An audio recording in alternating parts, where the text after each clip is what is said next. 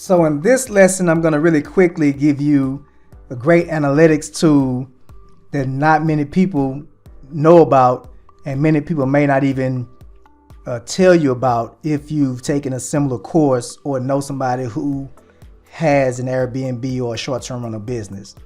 This is an amazing tool that allows you to analyze any business's activity so that you will know how much traffic is going there and a little bit more about that specific platform to decide whether or not that's a great platform for your unit to be listed on. So, and I can do a comparative analysis. So let's just start by saying, let's just type in Airbnb.com. And right now I'm on a site called similarweb.com. So let's I go here and I do Airbnb and I search. What this site does is gives me all the data in terms of overview that I need for this site. I can see the global ranking, the country ranking, the category ranking. I can see total visits, which was 93.7 million. I can see bounce rate, pages per visit, and average visit duration. You can compare it to, again, other similar sites as well. So what it's showing me here is that the traffic engagement, total visits over the last 3 months.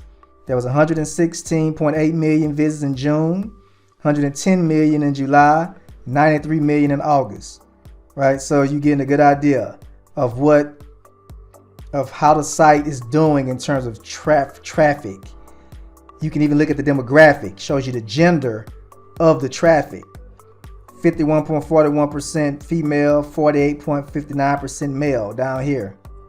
So much data that can help you to decide not only whether or not this is a great platform to use, but also how to use it.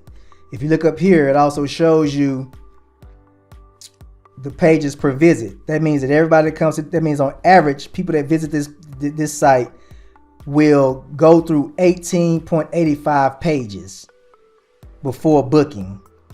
And the average visit duration is about 8 minutes or so. Now, let's say I wanted to now compare this to booking.com. Right here where it says versus, I can add to compare. And let's say I put booking.com there. Now, just in case you didn't know, like I said before, if you do it right, booking.com is an excellent place to list your short-term rental. As you can see, the global ranking of Booking is number 46. Let's look at some other comparative things in terms of not just the ranking, but let's look at visits and all of the other good stuff. Now, look at the numbers in comparison. In June, Airbnb had 116 million visits. Booking.com had 704.7 million visits, almost a billion visits to this site. Now you can get a better understanding what I'm talking about by this. You can't avoid sites like this because of bad experiences of other hosts that didn't put the right measures in place to protect themselves and know how to run their short-term rental business. This platform has 5 times, 6 times, sometimes 7 times more visits per month than Airbnb. So you need to understand how to use this platform effectively, which is why I gave you the pro tips. But as you can see, it outperforms Airbnb almost in every way, outside of the systems that Airbnb already has in place that makes it easy for a novice or a brand new host. Look at these statistics on the side right here. Total visits, over 500,000 compared to 93 million. The average duration on the site, about around the same. But look at pages per visit.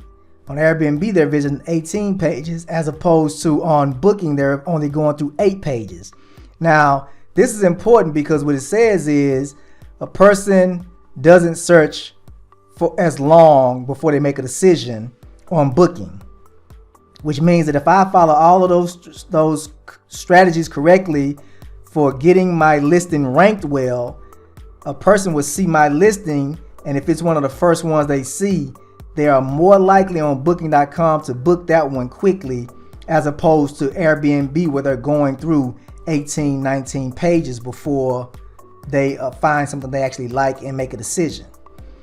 So they both have their pros and cons. Again, my thing is you need to understand the data.